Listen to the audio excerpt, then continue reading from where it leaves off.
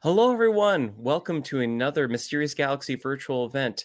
It is finally here. It is time. I am in wonderful company here with two great authors. First, of course, the lady of the hour, we have Tiana Warner. Hello. Hello, thanks for having me. Yes.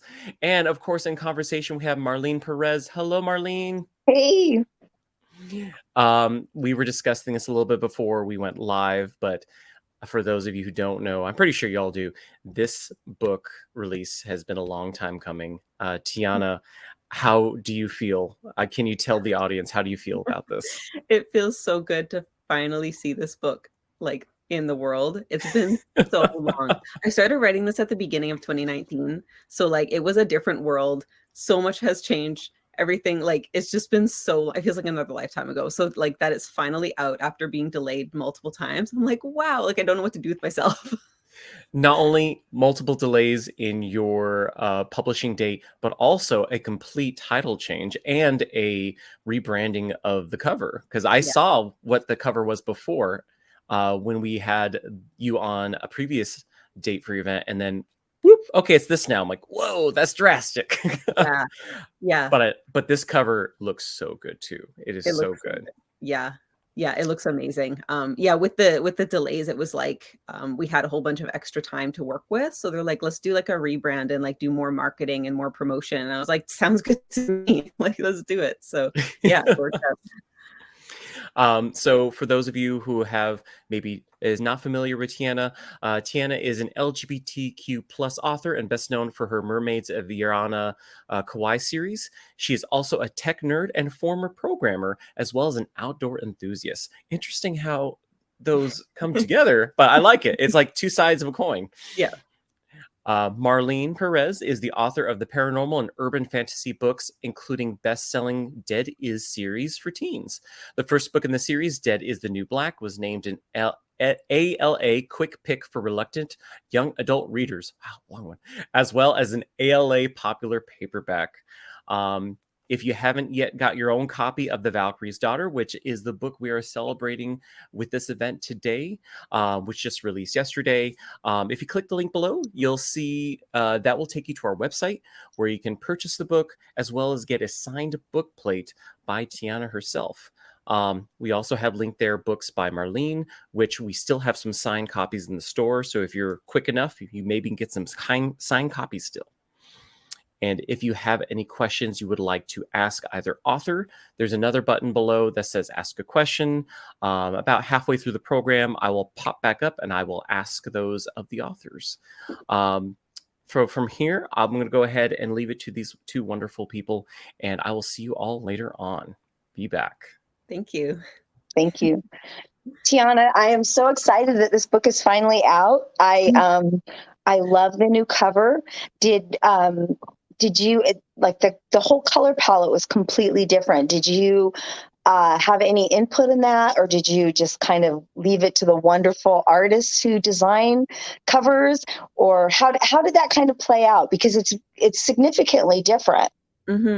Yeah, I mostly left it to the wonderful cover designers. I'm not an artist at all, so like I'll give. I think you probably went through the same process where you give them like ideas, and it's like, Yeah. okay, here's some key elements in the story. This is what it's about. This is something that might look good, and then you just like trust them with it. And then they came back with this like gorgeous. I don't even have a book beside me right now. Well, they can look in the links. The Mysterious Galaxy has like I saw the beautiful cover in their on their website. Yeah, I think it's amazing that it can, with just a few little tweaks, they can make such a difference.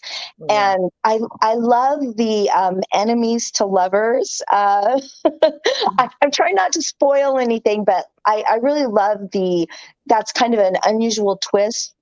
Norse mythology. Correct me if I'm wrong in any part of this. With two like warring groups, and the two girls are attracted to each other, but they hate each other. What's happening there? How did you decide that was kind of the setup for Valkyrie's Daughter? Yeah, enemies to lovers is my favorite trope ever. Like it's so good. I find that like in real life, enemies to lovers isn't really a thing. Like if you hate someone, you hate them. That's just it. But in a book, it's like, oh, the chemistry, like they're bantering and like there's, I don't know, it just translates well. And The so snark, right? yeah, Yep. yeah. So Yeah. And um and is that so I'm assuming, because I haven't had a chance to read it yet, but I am looking forward to it, that the Norse mythology means that it's kind of a high fantasy, would you say, or yeah. high fantasy with is it a standalone high fantasy, or do you have other books that you're plotting in that same world and or in the sequel or a trilogy? Yeah, it's a planned trilogy. So I'm working on the second book right now, and we're in the developmental edit stage, which, like, as you know, is the worst stage to be in. It's like you spend so long drafting the book, and then you send it to the editor, and then you get it back, and it's just like the whole document is red. They're like, change this, move this, like fix this, like, oh, but it's like it's turning out to be really good. Like it's hard this phase, but I'm really excited to see like how the story is fleshing out. So yeah, book 2 is going to be out in like a year, and then book 3 after that. And I just saw the cover design mock-up for book 2 today. Ooh, It looks so ooh, good. Yeah, I don't know when exciting. I'm allowed to share it, but it looks so good. And the Very title, cool. so I'll share that soon as well. Oh yeah, the title, all right, like that. Very, very intriguing. I love that. Um, when you said you started writing it in 2019, and then shortly, I would assume not too long after, it was like total shutdown, and um, I too experienced some delays in book releases, and I'm just wondering, it's sometimes really hard to keep your energy up when you're like, I want my book to come out now, not 6 months from now. Did you ever find what was your ways of coping with that? Did you just put yourself back into the story and start writing the second book? Did you start plotting, just plotting, outlining? How do you what is your process, I guess, is my Yeah. other question. It is hard, like, when, the publishing industry moves slowly to begin with. Like, I've self-published books before this, and that's, like, you can do it as quick as you want. Like, you finish the book, you hire an editor, you publish it, like, fast. The publishing industry is like they need to go through a lot of phases and then like schedule it in. And so it was already slower than I would have liked. And I'm a very impatient person. I don't like Me too. so it was already like, oh, like a year from now, I guess I can do that. And then they're like, hey, we have to delay it 6 months. I was like, oh, okay. And like, hey, we have to delay another 6 months. And it's like not their fault. It's like we can't get paper. There's paper shortages. There's nothing we can do about that. Yes. So it was hard, and like there was tears with the delays. I was like, this is like something I've dreamt of since I learned to write. Like, and so to see that be delayed so many times, I was like, what is happening? It was like these acts of God just forcing my book back. But I think through all of it, it's like I kept reminding myself that like it is gonna happen. I just have to be patient. And so I like occupied my time by just writing more and more. And like I've written more through the pandemic than I've ever written before, because I was like, I can't do much. Like there's, events are canceled. You can't do much. So I might as well just focus all my energy into like being creative and like escaping into this fantasy world. And then when we come out of the pandemic, I can make up for that, like socializing and stuff. But I think that's what got me through, was just like writing stories. And even beyond the Valkyrie series, like I'm writing contemporary romances, and I wrote some short stories, and I was just like getting all these like creative projects going. And that really helped. And then, yeah, with this one, I wrote the second book, and then I started writing the third one as well, which is on pause now, but I did start drafting the third one just to like keep going. Yeah. I think it's always, because I have a trilogy as well, and the second book, you always have to make sure that it's not like that there's enough really happening, right? Like you don't want it just to be like, oh well, it's the bridge book, right? Like you don't want it just to be the bridge book. You want it to be like have a lot of exciting things happening. And can I ask you, is it the same characters throughout the trilogy, or do you have more like companion novels where they're like a new voice takes over, or is it the same main characters throughout the trilogy? Is the same main characters, but like I think with most trilogies, you do end up introducing new ones throughout it. And because we're talking about Norse mythology and there's like the 9 Norse worlds, we end up exploring more of those worlds, which is very fun to write and to research. So yeah, like book 2, it's the same characters, but I've introduced a couple of new ones and like new places.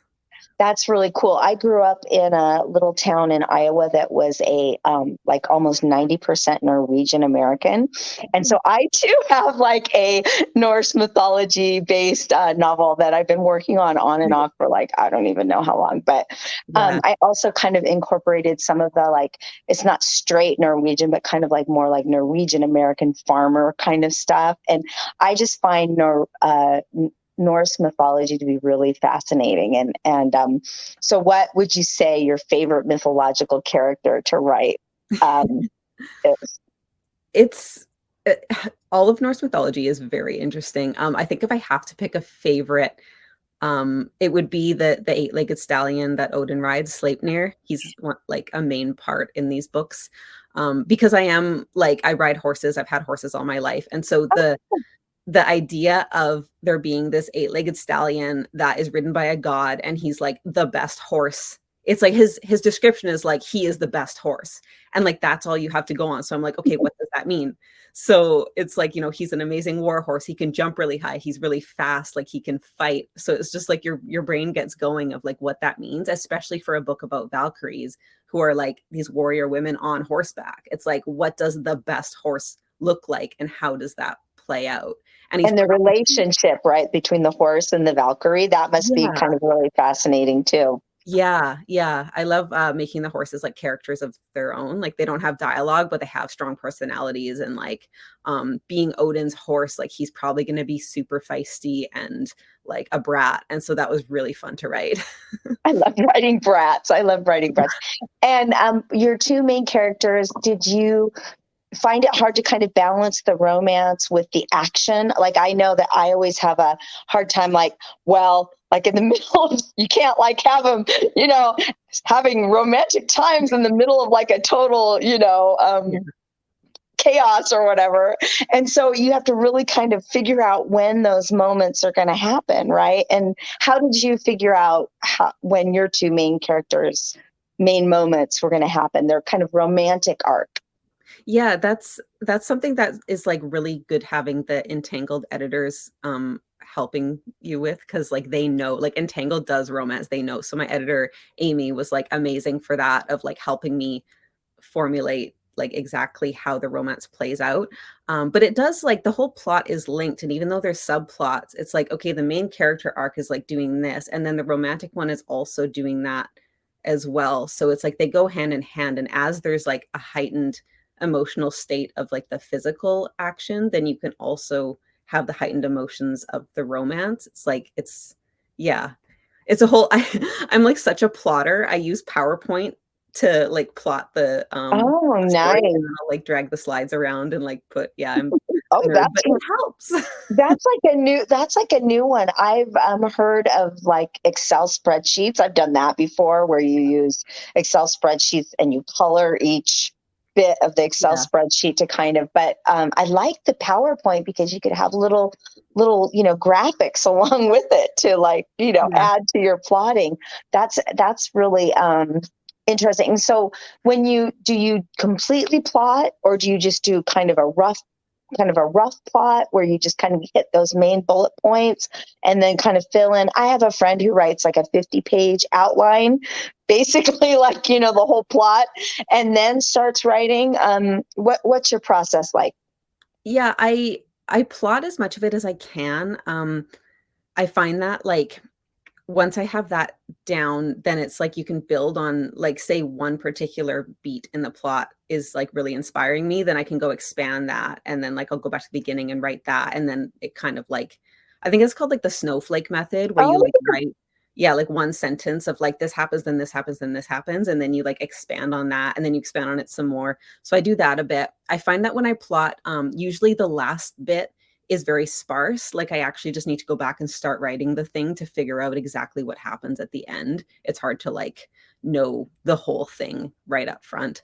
But if anyone watching like wants to like be a writer, the best book I can recommend is Save the Cat by Blake Snyder. Like for plotting, that is my favorite resource. It's like the structure is so like you can just apply it to anything. It works so well. So yeah, I usually start with the Save the Cat plot structure or like some variation of that.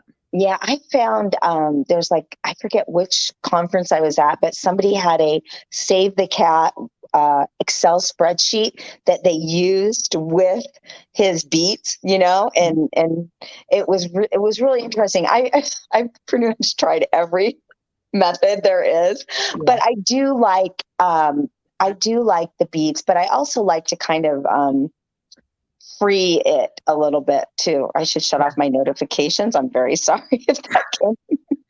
We can't tell. Get on my phone at the last second, so who knows what's going to happen up there? Nobody text me. Yeah. So after you plot it out and you kind of have a first draft going, do you show it to anybody, or do you work alone? Do you send it to your agent, to your editor? What's the next step that happens after you kind of have something that you think is in good shape? Yeah, usually I'll go through like at least 2 drafts before I want to show it to anybody, because like I think every writer knows the first draft is garbage. It's guaranteed to be bad. You just like vomit out the words, like hope it seems fine, and then you go back. So it's usually like the second draft or so that I feel like good about it, and then I'll send it to my writer friends for critique, like feedback. Oh, nice. And then after that I'll send it to my editor, and then like as we know, after that there's like 7 more phases of editing before it's finally done. Yeah. And so after you finish the third book, do you have something already are you going to continue to be a hybrid author where you kind of release your own stuff and then you also kind of do the traditional model? I know you said you kind of liked the control of the, publishing it yourself because you can decide when things come out. Mm-hmm. Or do you think that you have learned that patience pays off and that you will continue to do traditional publishing as well? Yeah, there's benefits to both for sure. I'm glad I started out self-publishing because like now I know the whole process of how much work goes into a book. And then you can't beat the support you get from a publisher. Like the marketing and promotion that Entangled does is incredible. I could never do that myself. So that is amazing. And it's like, I think it's worth doing both. Like that would be my goal, is to be a hybrid author, like self-publish some books, go traditional routes for other books. But yeah, like it's been a really good experience working with Entangled. Like I'm very grateful to be traditionally published with them. I saw your Valkyrie t-shirt today. Do you want to show it off? Yeah. This is from that. Yeah, they actually sent out t-shirts. I was like, yeah, I knew they were going to send me a t-shirt because they asked for my size, but I didn't know what to expect. Then I opened the box and I was like, oh, it's amazing. And like, there's a magnet and a bookmark. And yeah, very cool. It's very, very cool to see that. I agree with you. They're really, that's like when you do it yourself, you're kind of doing everything and you don't really have, you have to do all the marketing and so I can imagine that has been kind of a little relief not to have to do everything all the time, 24 hours a day. Yeah. The editing too is they send it through so many editors. And so when you're self-publishing, you send it through like one editor and maybe a proofreader. But for me, it was just one editor. And so now working with Entangled, they've like so many people have read this book just on the Entangled team. Isn't it amazing too, how many eyes are on it? Yeah. And then all of a sudden you're like, wait a minute, there's this one thing that nobody noticed. Mm-hmm. Yeah.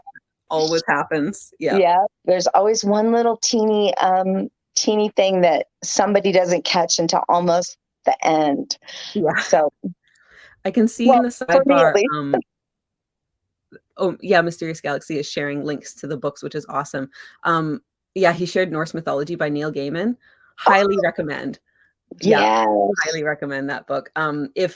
If you're interested in learning the original Norse myths, which is like, it's really cool to go back and look at like the what all of Norse mythology is based off of, because there's really not a whole lot of stories. It's like this, it's called the Poetic Edda. It's a very tiny collection of poems, and they're not even complete. Like, we don't know the whole thing. And then all of Norse mythology, all the adaptations, like plays and musicals and like Marvel stuff, that's all based off of those like few poems. So that book, Neil Gaiman's adaptation of it, Mhm. is like, he's made like a modern interpretation of those original poems, and I think it's like the purest form of it out there that is told in a modern way and like made to be more entertaining. So yeah, I love that book. It's funny, it's like, it's wonderful. Let's see, what else can I ask you? I know in a little bit we'll probably have questions, but since I'm on my phone, sadly, I don't know if I'll be able to ask them. But I'll try to think of something that. Oh, who is your favorite? Besides the main character, who is your favorite character and the horse? Who is your favorite? Are there other kind of like in your subplots, are there other romantic subplots that you might bring forward in another book? Is there a character that you really love or a character you really hate in the books? Like, I really have one character in my books that I'm like, oh, I wish I could just, there's a character who I love to hate, but I don't want to, I can't, it's a Oh, spoiler. can't say. Okay, yeah, we don't want to spoil anybody's reading enjoyment. But there are, like, in the second book, I definitely get into more like subplots of other characters and their romances, which is fun. In the first book, like, it's hard to pick a favorite character because they all serve a unique purpose. It's like apples and oranges. Like, I love Sigrid because she's the main character. I love Miriam because she's the love interest and she's like kind of feisty. And then like their friend Fisk is cute, and it's like you can't pick. And all the horse Can't you pick sidekicks. one? Yeah. Yeah, I love all the horse sidekicks in different ways. Like, they're inspired by real horses that I've known and stuff. So it's like, Oh, yeah. that's so sweet. It's like having a dog character that's after your dog, right? So Yeah, for sure. Well, I now, love when you read a book and you can tell the writer loves animals. Like, you read a book that has a dog character, and like, that dog is a character. It's not just a prop. It's not just there. Like, it has a personality. I love that. So I tried to do that with all of the horse characters as well. Like, they have their little, they're all distinct. They have their little things. right, like a dog is complete. Every dog is not the same. I can imagine I'm not a horse person, but I love horses, but I'm just not around them. Yeah. But I can imagine that horses definitely would have their own kind of quirks, especially like horses that are, being ridden into battle, or horses that have to have a purpose other than just kind of looking good or running fast, that you would really have to almost do character studies of those horses and kind of really figure out who they are, right? Like you said, you just don't want an animal that's just kind of like sitting around and doing Yeah. nothing, like just kind of like, oh, it's Yeah. a dog. All the dogs do the same thing. Well, anybody who is a dog owner knows that dogs do not all Yeah. act the same. They have attitudes. Yeah, they do. Yeah, they do. Yeah. So we can't. Gosh, it's so hard because I don't. Oh, we have a visitor. Yeah. I think this is a great time to get to some questions here. Oh, good. So I'll go ahead and ask that, because again, you're on your cell phone, so that's a task to do with like, what's this? What's going on? Yeah. So our upvoted question is, what research did you have to do for this book? That's a great question. Yes, I did a lot of research, which was so much fun. So like I was talking about the original myths, the Poetic Edda, I read that in a few different translations for it, just to understand like the roots of everything we know about Norse mythology. And then I read the like medieval expansion of it, the prose edda, and then the Neil Gaiman book. And beyond that, like, it was a lot of research online and stuff, and like listening to audiobooks about Vikings, and like just anything I could find that was like about Vikings and Norse myths. And yeah, it was just really interesting to understand like where all of those legends came from, and like what the general vibe of them is, because I wanted to emulate that in the story. Even though this story isn't exactly like an adaptation of one of those original poems, I still want to like have that feel and like be true to it where I can, while also like making adaptations to suit the plot. Like there's the squirrel that runs up and down the world tree is Ratatosk. So in my story, I'm like, I don't want to have a squirrel. Like, I want him to be a man. So it's like you make that to suit the story, but it's like his name is Ratatosk. He travels up and down the tree, or like through the world, but he's a man, not a squirrel. So it's stuff like that. Like, it's good to know the original one so that you can adapt it to suit your own story. That's kind of like Neil Gaiman's American Gods. That's what your description just really reminded me of, that too, of how he took, world mythology and adapted it to his own story. And I love that. That's one of my favorite things to read. When that reminds me, though, world building is so close to research. What is your best tip for world building? Good question. Okay, I actually wrote a whole blog post with a checklist on world building once. I believe it's still on my website. So if anyone Googles like Tiana Warner world building checklist, you'll find it. Because there is so much to think about. And so when I was like world building for my mermaid series, I had this like checklist going, and I was like, I should share this because it could be useful. But yeah, it's hard to like answer briefly, I think. But there is a lot to consider, like, that you wouldn't necessarily. It's like, okay, what is the landscape like? How does that like help like the civilization that's built on top of the landscape? What's like the economy like? It starts going out, like, what are the languages like? It just keeps going and going. So it is good to have like a Excel spreadsheet kind of. Yeah. Yeah, I can imagine, especially if you write about like two different groups, right? Like, because in the Valkyrie's daughter, they're fighting, right? Like they don't get along, they're clashing, and so there has to be a reason that they're clashing, right? Like, yeah, you have to figure that out, right? Mm-hmm.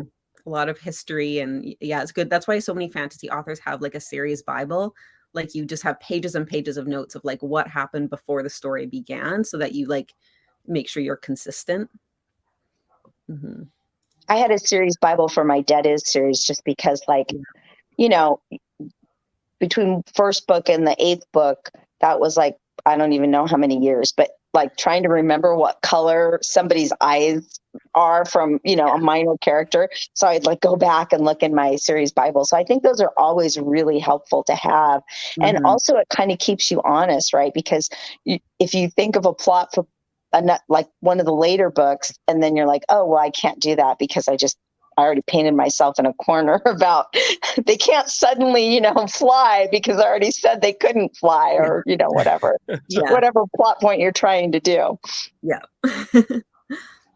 All right. And as a reminder for everyone, if you have any questions that you want to ask, more than welcome to submit more of those into the Ask a Question button below. Next one is, you managed to keep writing during the pandemic where other authors couldn't find motivation. Did you do anything special you can attribute that to?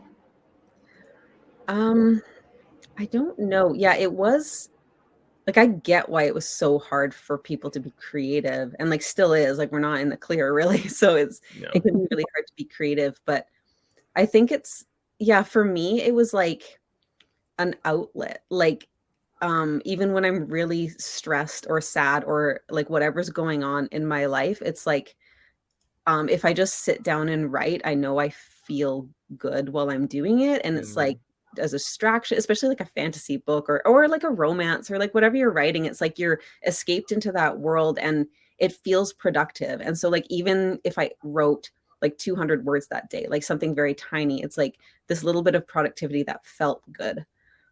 So that kind of kept me going, was just like feeling like I'm accomplishing stuff and knowing that like I'm going to get a book out of it at the end. And that like kept me motivated. But yeah, I totally get, like, I think people need to go easy on themselves. And if you are feeling like you can't be creative, like, don't put pressure on yourself to do that. Um, yeah, but I don't know, somehow I kept writing, and I'm glad I was able to do that. And it did feel good to like keep getting words out. Oh, I Just bet. just consider procrastination as part of your process. Yeah. Because like I'm always like, oh, I need to do this before I can sit down and write. But actually sometimes it really does help, because it kind of like frees your mind so that when you finally do sit down, you're ready to actually write, instead of like sitting there. If you're like, okay, I'm going to go clean the house. And then while you're cleaning the house, I always think of like plot lines. And then I'm like, oh, I'm not cleaning the house anymore. Forget it. Yeah, doing other stuff, like you end up thinking of you're writing while you're not writing. Like it's still going on in the back of your head. Yes. And that's like telling everyone, to go easy on themselves. I think that's like the best advice, because we never have experienced anything like that. And hopefully we never will again. But it was a weird few years. So like, do something that makes you happy. And if writing doesn't make you happy at that particular time, like do something else. Yeah, exactly. Also great advice. This one could be both of you. What's your favorite writing snack or drink? Ooh, I do my best writing first thing in the morning. So usually while I'm writing, I'm eating oatmeal and having coffee. That's which isn't a snack, it's breakfast, but yeah. Breakfast gets me going. Coffee all the way. Awesome.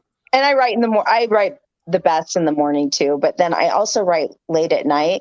And when I write late at night, I try to stick to fruit. It doesn't always happen, but I try. But sometimes chocolate happens. Yeah. But I try to stick to fruit at night. So I do like a couple hours in the morning, and then, I need a little break, and I go do other things. And then I start up again when it's quiet and everybody at my house is like sleeping. Yeah. How about, do you write straight through, Tiana? Do you write like, 8 hours, 6 hours, or do you do breaks? How does your day go? It's sporadic. Usually, like I'll write for a couple hours first thing in the morning, and then I'll like do other stuff, like take the dog for a walk, work my day job, and then I'm like part-time at a software company, so I'll work that like in the middle of the day. And then like you, usually in the evening I'll go back and do a bit of writing. But my evening writing sessions are like low pressure. Like I try not to be like, okay, I have to do more writing in the evening. It's like, if I've got nothing else going on, if I feel good, then I'll like get some more words down.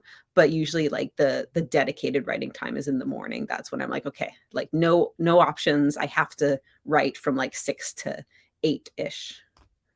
Yeah, I sometimes am working on 2 different projects. So I find that like my creative side, morning's better. And then like if I'm like working on editing something, or like the dreaded developmental letter or something like that, then I'll do that like later at night when it's quiet. For some reason, like it makes me mean. And so I'm like more in that editing mode, where I'll just be like slash. So oh my gosh. Speaking of which, was there anything in the Valkyrie's Daughter that you wish made it into the final product, but ultimately just didn't fit, or just end up on the cutting room floor? Either some interesting bit of research or one of your favorite scenes? I think like I'm fine with the final products, because everything that was cut for a reason. It's like, this is not as exciting as it should be. Like this is slowing down the pace. Like I understand why things were cut, and so I'm fine with that. But like, the original version, because it is a book about like warrior girls on horseback, and I love horses, I had a lot of details on like, now she's going to brush the horse, and here's like 2 pages of her like brushing the horse. So we cut out a lot of that, which I get it. Like people don't want to read all those details, but it was like, for me writing it was like channeling. Like if I was a reader of this when I was, say, like even 13 years old reading this book, like I I was a horse girl, so I would have loved to read those details, but I'm like, most people don't. So we got to cut that out or shorten it or make it more purposeful. So things like that, it's like, okay, like I wrote those in the original version, but we needed to remove it to advance the plot.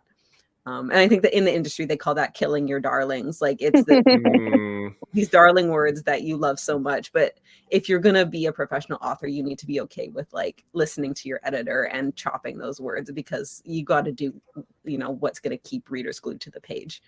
Oh, for sure. I always have a file. Like I never get rid of anything permanently. I just cut and paste and put it in another file. And then I'm like, oh, I might use that someday for something else. Not necessarily brushing the horse, but, just like little details or, sometimes with me, like my jokes don't land so well. My editor's like, what? That's not funny. Like, what are you talking about? And so I'll like be like, well, I think it's funny. I'm going to stick it in this other. Of course, it's usually not funny. She's usually right. But, but still, it makes me feel better to have it like somewhere, right? Yeah, I do that too. I keep a document, and like while I'm deleting or like killing my darlings, I'll just move them over there and just let them sit in this like trash document. And then eventually I'll look back at it and be like, okay, yeah, she was right. I need to get rid of that. Or you do end up including it in some form somewhere else. Like maybe it just didn't go there. It'll belong like later or something like that. So it feels good to like save them aside. Like sometimes like you'll write a scene and for the arc of a trilogy, right? Like it might be too early in the trilogy for that scene to happen. So I've actually taken a whole scene and saved it because my editor said it should happen in book 3, right? Like, and so then I have it. I'm like, oh, cool. Book 3 has some words already. Yeah. Cool. So speaking of trilogy, did you plan out the entire trilogy before sending out the drafts of the first book? You already mentioned your like crazy plotting things. Did you already have all 3? Like, okay, this is my idea for the whole series. I did vaguely. I knew like how the whole series was going to end, and like vaguely, like kind of a pitch for the second and third book. Because when I pitched this book to Entangled, it was like, this is a proposed trilogy and this is how book 2 and 3 would go if you're interested.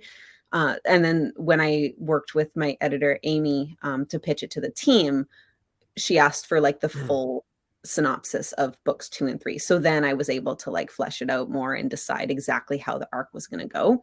So I do know the full plot. Like I have a couple of pages worth of synopsis for book 3. And then, like I said, I already started drafting it. So yeah, I know pretty well in advance, like where the series is going to go. And that's a lot more than I've, heard other authors say. Like, I don't know, that my publisher only bought 1 book. So if they want the second one, yeah, I'll write it, but I don't know what I'm going to do. So I think I'm afraid of writing myself into a plot hole, or like you end up going in a direction and then regretting it later. Cause you're like, oh, now I got to write book 3 about like whatever struggle. And I don't want to. Like, I need to know where I'm going. So I make sure I'm going to like get there. As good as it can be. Especially if you forget like some sort of small detail, like, oh, wait a minute, I had them in a castle and now they're in the swamp. How to get them there? Magic portal, that's how. Oh, there's always some tricks. Yes. Continuity errors. Were there any characters that grew or diminished in importance over the subsequent drafts? I don't think so. There's always like, as you draft go through each draft of a story, I think all of the main characters get more and more like 3-dimensional. So like, yeah, Sigrid, Miriam, like all of the main characters, ones that I haven't mentioned because of spoilers, they all became richer and more detailed, like with each successive draft. But I don't know if any of them diminished. I think, yeah, usually, because I tend to, when I draft a book, I usually end up like drafting it on the shorter side, and then we like flesh it out more and more. I know a lot of authors are the opposite. They're like, oh, I wrote like a 200,000 word like novel, and then we had to like pare it down to an appropriate size. But I'm the opposite. Like I write short and then we like expand it out. Me too. I write short and then we expand it. It's if when people tell me, oh yeah, my first draft was 150,000 words, I'm like, what? Your first draft? Yeah. That's like 2 first drafts for me. Yeah. So most likely some people who are watching or will be watching this in the future don't know, Tiana, that you have also collaborated with your sister, Stephanie, and you both have written or still write screenplays. How is it collaborating with your sibling on creative work? How is that? It's it works for us. I know like a lot of people maybe wouldn't be able to do a project with their sibling like that, but yeah, we work well together. We often get mistaken for twins. Like we're 2 years apart, but we're like kind of one mind sometimes, and so we feed off of each other. Like we even work at the same software company, like for my day job. We were on the same marketing team for a while, so I don't know. We feed off each other, and we have fun when we're writing. Like when you're just laughing at your own jokes, like I don't know, we kind of feed off each other, and we're like, oh yeah, and then it works.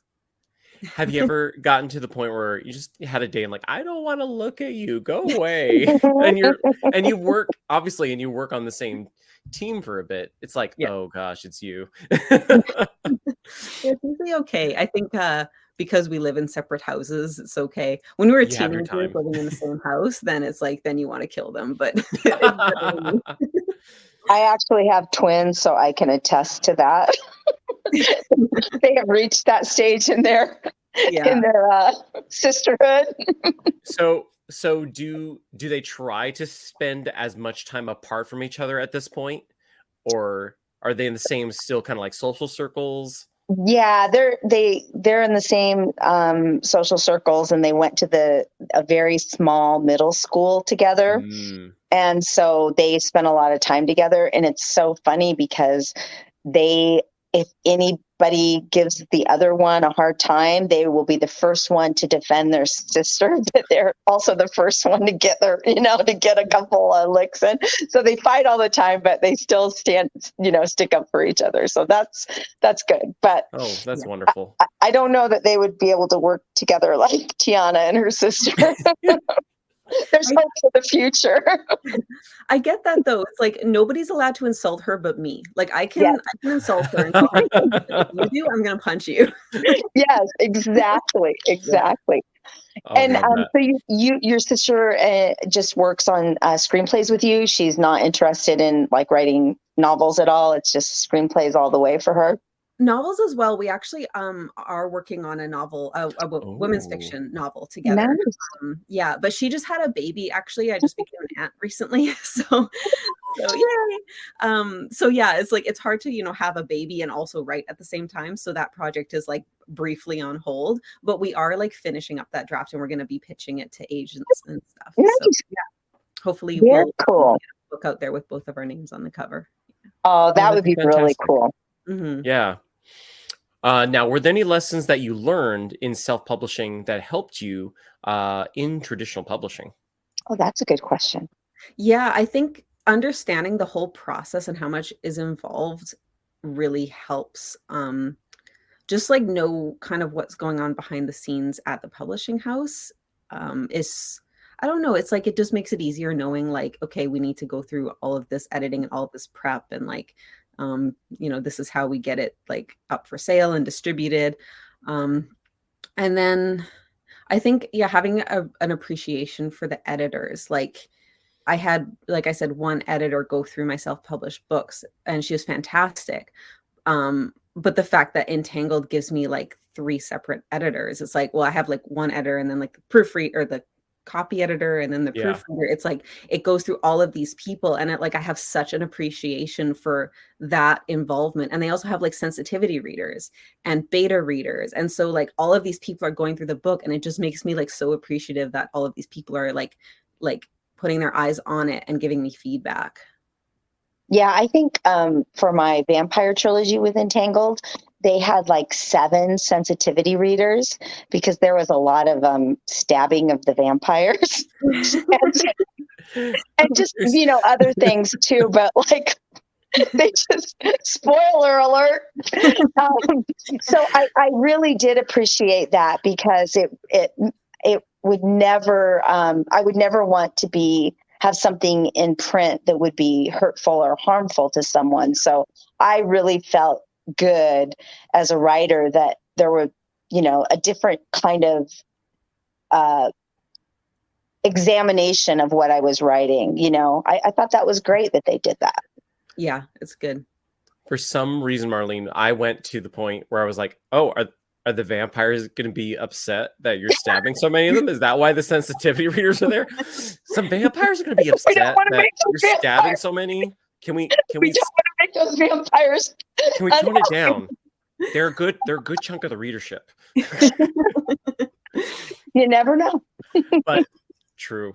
But yeah, they're editors, copy writers, copy editors, beta readers, sensitivity readers. They're all really the unsung heroes behind the scenes that a lot of readers themselves. I imagine there's a lot of probably book TikTokers or whatnot that are like, oh, we know about them, but the general readership really don't have to even think about it. So thank you out there who just make these wonderful books possible. Yeah. Yes. And all the people in production too, especially during COVID, that was a really tough time when you can't even get paper. Mm-hmm. We're still having some of that issue right now. Production, yeah. So they're definitely unsung heroes as well. So yeah. And publicists, because I feel for the publicists, at the beginning of the pandemic when we all had to pivot to virtual events. So we have a resource we really haven't tapped because everyone's used to in person. Guess what? Virtual is the way to go now. Yeah. How we make this happen. Yeah, it's true. I mean, did anybody really know? I mean, I know Zoom probably existed and Crowdcast probably existed, but I certainly never used it before, right? And the one thing that's really cool though is we get to do events with people who are far away from each other and get to meet new authors and interact with people that maybe we wouldn't get to do events with otherwise. So I love that part of it. That's I'm always trying to look on the, bright side, but I think that's the best thing is we can have Tiana here and she can tell us all about her new book and it's fabulous. Virtual events have opened a lot of new doors. It's very interesting that way. I like it. And working from home, for a lot of people too. That's nice. Now that's all accounting on that the internet gods are very, very satisfied. They just keep the internet connected. I'm on their list this evening. You were earlier. Yes, I must have appeased the internet gods somehow. All right. Unless anyone has any other questions, here's our last one for the evening, which I'll ask both of you. I love this question. What are you currently reading, or what's on your to-be read pile? I am currently reading. I'm actually way behind the ball on this, but The Seven Husbands of Evelyn Hugo. I feel like that I should have read that ages ago, but I'm finally reading it now and I'm enjoying it. I think I'm 3/4 through. Yeah. Ooh. I am currently reading a book that is nonfiction, and I can't. It's one of those one-word titles, and I think it's called Ideas or Seven Ideas, and it's nonfiction kind of crafty book. And I just finished a romance novel that made me giggle really hard, and I listened to it on audiobook, and now I can't think of the title, but those are the two things I read. I should know. I should write it down before these start because I know these questions always come up, and I'm always I don't remember. I read a book. I move on to the next thing. I don't live in the past.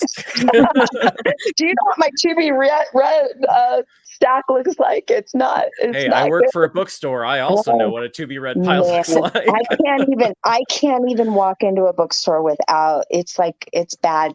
Both of my kids are reading the Odyssey right now, so I am following along. That's their light summer reading before high school starts, and so I am kind of following along with the Odyssey with them. But I think I had to read that in high school too, so that's it. That's all I'm reading. It's not the first time where I've heard an author, when we, have in-store events, an author comes in, they go, "Oh, I see things I like." And, the author may come for their own event and they end up buying books and leaving with more. And they're like, "Well, I don't know how I'm taking this, but I'm taking this." Yeah. Well, we do Bookmas every year at Christmas time. Each day my kids open, like the 12 days before Christmas, they get a book a day. And it was easier when they were younger, but now they're 14, right? Well, two of them are 14. Then I have two older kids. They buy their own books now, but it's harder and harder because I barely remember what books I've read, and then trying to remember whether we own the books because there's just like stacks of books everywhere. So that's what I've always like. Oh, I need a book for Bookmas. It's like July. Oh yeah, but they do make signed books. Do make great Christmas gifts, everyone. They do. And we have one last minute addition. What's your favorite Norse god? Ooh, Loki. Yeah, I love Loki. Yeah. I love Loki too, but I also love Loki's mom. I can't remember. Hera? Is it Hera? Loki's mom? His sister is that's just the Marvel version. Hela. I've never actually. I don't know if they've ever talked about his mother in the Norse. Maybe this is my brain. I swear I read a book about that. Okay. Any Norse mythology experts, tell me if I'm dreaming. This is the bad part about being like, I'm like, did I make that up in my brain, or did that really happen? Did I decide that was like a new plot line? Okay, I'm going to look that up because I swear. Yeah. I forget his name, but my favorite Norse god is the god of, I believe, poetry and creativity, he was totally fine with his blood being turned into mead so it can give people creativity. He's like, yeah, okay. It's the weirdest story. I like that. Yeah, he got his blood drained and turned it. What was that? I can't remember the name, but yeah, there's such weird stuff. And then he gets resurrected anyway later on. So it's all good, but that's so dark. Yeah. That was an author like the blood and sweat and tears. That's what creativity is. Mm-hmm. There we go. Actual blood. Yeah, makes sense. All right. That was it for questions. So I guess that's it for our event. Tiana, thank you so much. I am glad that the Valkyrie's Daughter is finally out. It's out there. People, if you don't have it in your hands yet or on its way to you through the mail or whatever means you have ordered it, again, either visit the store, click the link below, you'll go to our website, you get a signed book plate. It's a great deal. And it continues, and it also not only supports the authors, but also supports us so we can continue to do events like this, either virtual or in person. And also you can get, again, signed books from Marlene Perez. We still have some signed books on stock. Get them for. I signed a whole bunch at San Diego Comic-Con, so there should be a few in the store still. We are still going through those boxes, believe me. Oh my gosh, I can't even imagine. We had a day to oh my goodness, Monday we get to sleep in, and then Tuesday was back to business because we did. I don't know if you met Gina Chen. I didn't, but I saw you did. Is it Violet Made of Thorns? Violet Made of Thorns, yeah. So she had an That's on my to-read list. Yes. She had an early on sale at Comic-Con, and we just did her debut event yesterday. So we had her yesterday. We have you today, Tiana. We have Foz Meadows tomorrow. We have Ayana Gray on Friday, who was also at Comic-Con. So That is a fabulous event. Well, I'm looking forward to. See, I know now. I know I need to buy Tiana's book for Bookmas because I can wrap it up and keep it all there. So I am going to be one of those people hitting the Mysterious Galaxy website. So all right, everybody. I'm going to wish you all a great evening, great day, whatever time you're watching this. Again, thank you so much, Tiana. Thank you so much, Marlene, for being here. I hope you all thank have a good you. one. Happy book Bye. birthday. Bye.